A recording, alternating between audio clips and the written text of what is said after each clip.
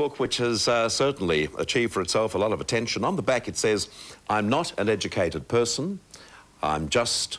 I have to have a look at it now. I'm not an educated person. I'm not a doctor or a dietitian. I'm just a mum with a dream, and I made my dream come true. It's called The Clothesline Diet, and the person responsible, Karen Gatt, is with us this morning on GMA. Morning, Karen. We've met already. I opened the door for you downstairs. It's all part of the service on GMA. Tell us your story. This is something, as you say, in the few lines there that I've just endeavoured to read. You're not a dietitian, you're not a doctor, you're not educated, on your own words, but you just had a dream and you made it come true. That's right, yeah. So how did you do it?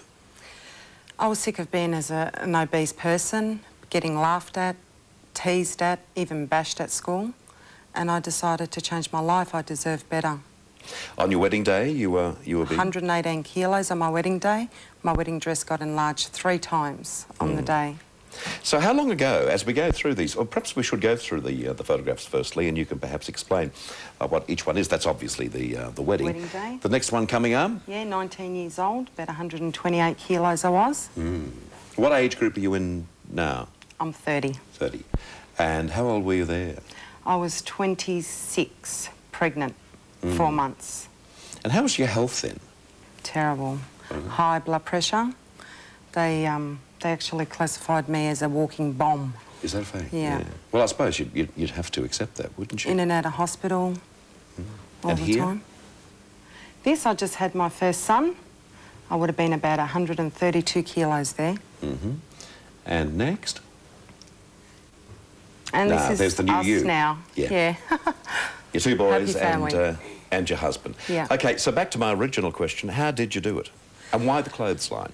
The clothesline, well, going back a little bit, went to a Mother's Day dinner dance in 1999, compared myself to all the other beautiful mothers that were much older than me, and had much more children than what I had.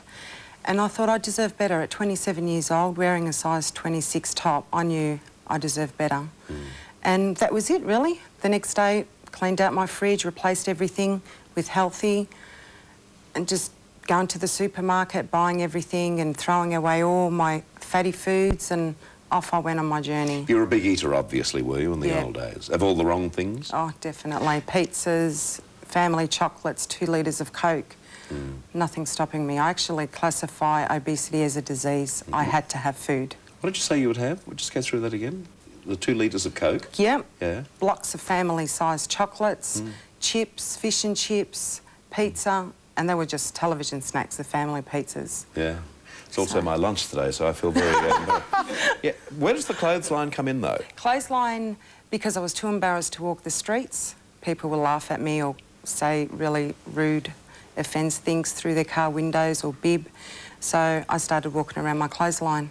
Started off with 5 minutes and worked a minute every day. Eventually I got to 20 minutes and I stuck with 20 minutes per day. But that's where I lost my weight, around my And how long did it take you? 13 months.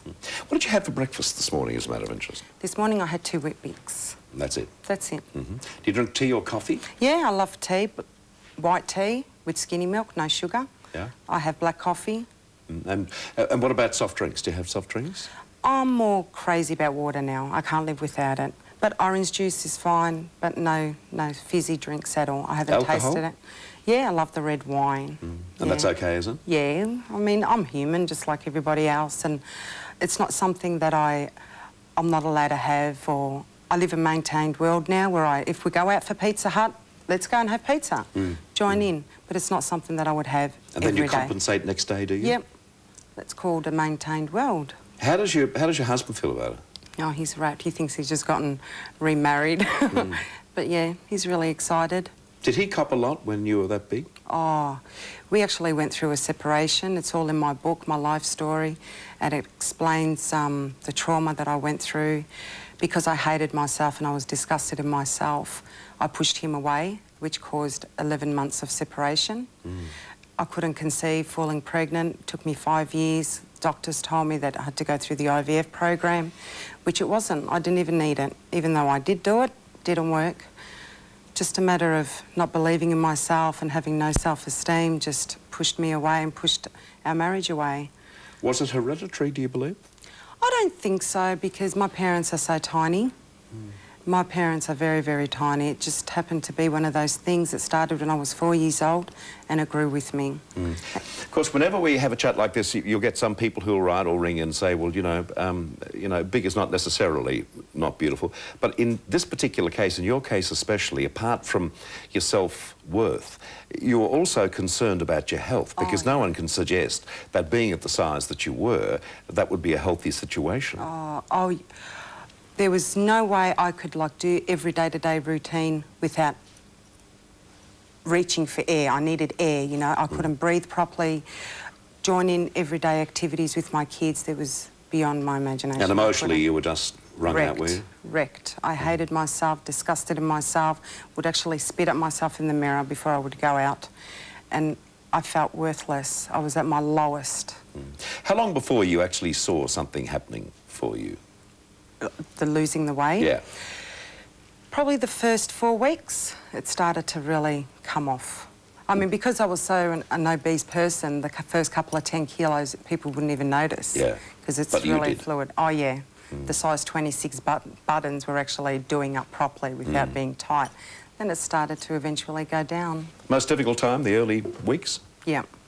Because you've got to wean yourself support. off all the stuff that you've been doing. But don't you? as soon as you put that in your mind and determination and the belief, you just go full steam ahead. You know what?